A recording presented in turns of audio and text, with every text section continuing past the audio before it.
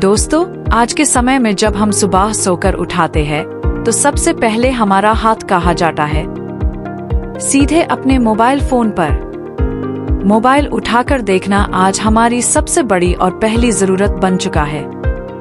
सुबह का alarm band करने से लेकर व्हाट्सएप पर मैसेजेस चेक करना, इंस्टाग्राम पर रील स्क्रॉल करना, यूट्यूब पर इंफॉर्मेटिव वीडियोस देखना, ऑनलाइन बैंकिंग से पैसे ट्रांसफर करना या फिर दोस्तों के साथ बैठकर हैवी गेम्स खेलना, आज हम अपने दैनिक जीवन, डेली लाइफ के सारे जरूरी काम इस छोटे से फोन से ही करते हैं। लेकिन क्या आपने कभी दिमाग पर थोड़ा जोर डालकर ये सोचा है कि ये सारी कमाल की एप्स, ये मोबाइल ऑपरेटिंग सिस्टम्स और ये बड़ी बड़ी वेबसाइट्स आखिर पीछे से चल कैसे रही है? इन सब के पीछे कौन सा दिमाग और कौन सी कोडिंग काम कर रही है? यहाँ एंट्री होती है एक ऐसी सुपर पावरफुल चीज की जिसे हम आईटी की दुनिया में जावा कहते हैं। अगर आप स्कूल या कॉलेज में है या कोडिंग के बारे में अभी तक कुछ भी नहीं जानते तो बिल्कुल फिक्र मत कीजिए। आज की इस वीडियो में हम जावा के बारे में बिल्कुल जीरो लेवल से लेकर हाई लेवल तक की सारी जानकारी एकदम सिंपल और आसान भाषा में समझेंगे, ताकि इस वीडियो के बाद आपको कोई दूसरी वीडियो देखने की जरूरत ही ना पड़े। तो वीडियो को बिना स्किप किए एंड तक जरूर देखिए। चलिए शुरू करते हैं। चलिए सबसे पहले बिल्कुल बेसिक से शुरू करते हैं कि जावा आखिर है क्या। इसे समझने के लिए पहले एक छोटा सा उदाहरण लेते हैं। अगर मुझे आपसे बात करनी है तो मैं हिंदी या इंग्लिश लैंग्वेज का उसे करूँगा, क्योंकि आपको ये भाषा समझ आती है। ठीक वैसे ही अगर हमें कंप्यूटर, लैपटॉप या मोबाइल से कोई काम करवाना है तो हम उसे अपनी नॉर्मल भाषा में नहीं बोल सकते। कंप्यूटर हमारी भाषा नहीं समझता। कंप्यूटर से बात करने के लिए और उसे इंस्ट्रक्शंस देने के लिए हमें कंप्यूटर की लैंग्वेजेस का उसे करना पड़ता है, जिन्हें हम प्रोग्रामिंग लैंग्वेजेस कहते हैं। और जावा भी उन्हीं में से एक सबसे पावरफुल, सबसे मजबूत और दुनिया की सबसे पॉपुलर प्रोग्रामिंग लैंग्वेज है। इसका आविष्कार, इन्वेंशन, साल 1995 में जेम्स गॉसलिंग नाम के एक महान इंजीनियर ने किया, जब वो सन माइक्रो सिस्टम्स कंपनी में काम करते थे। बाद में इस लैंग्वेज को ओरेकल कॉर्पोरेशन ने खरीद लिया।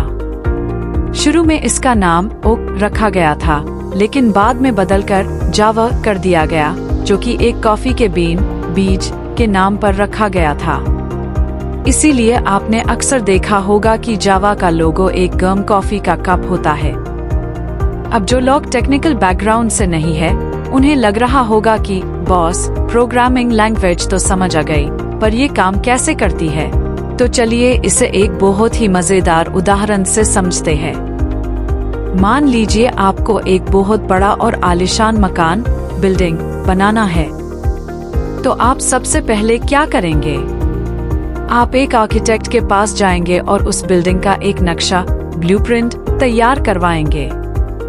स्नैक्स में सब लिखा होगा कि किचन कहाँ होगा, बेडरूम कहाँ होगा और स्टेयर्स कहाँ से जाएंगी। स्नैक्स, ब्लूप्रिंट को देखकर ही मिस्त्री और मजदूर पूरी बिल्डिंग खाली करते हैं। जावा में भी बिल्कुल ऐसा ही होता है। जावा एक ऑब्जेक्ट ओरिएंटेड प्रोग्रामिंग लैंग्वेज है।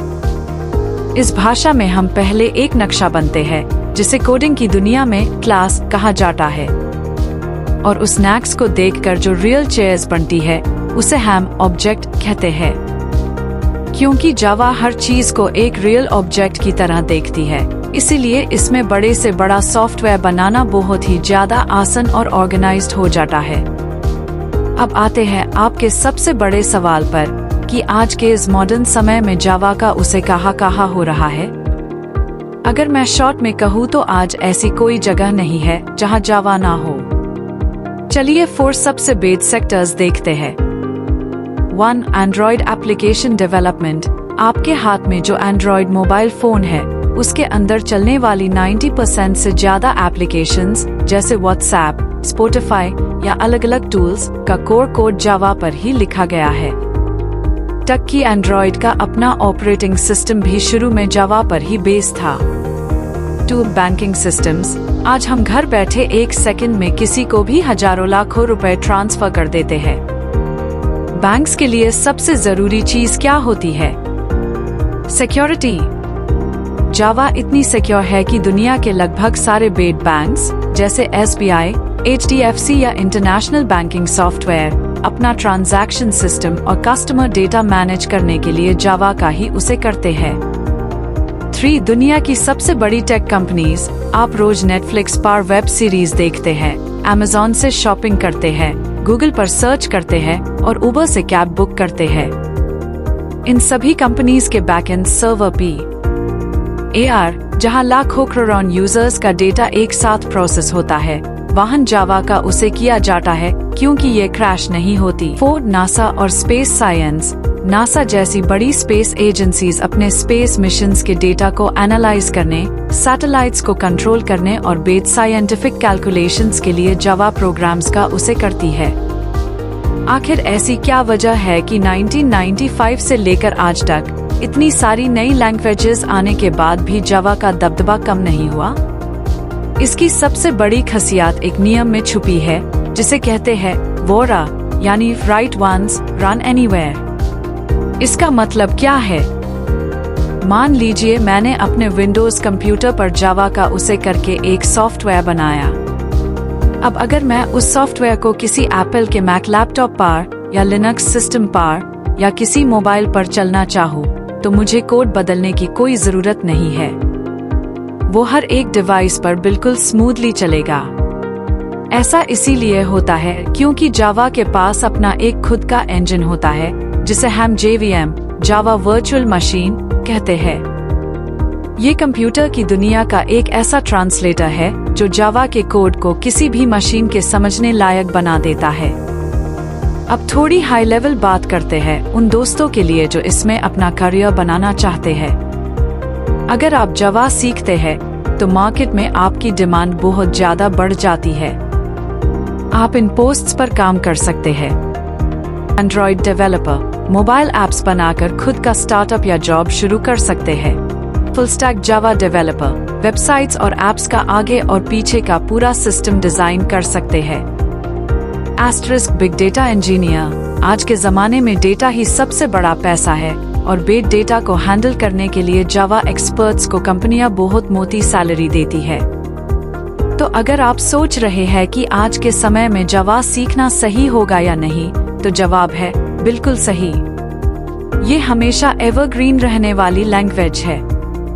तो दोस्तों, शॉर्ट में कहें तो सुबह सोकर उठने से लेकर रात को सोने तक हम अनजाने में ही सही पर अपने मोबाइल और इंटरनेट के जरिए जावा का उसे हर वक्त कर रहे हैं।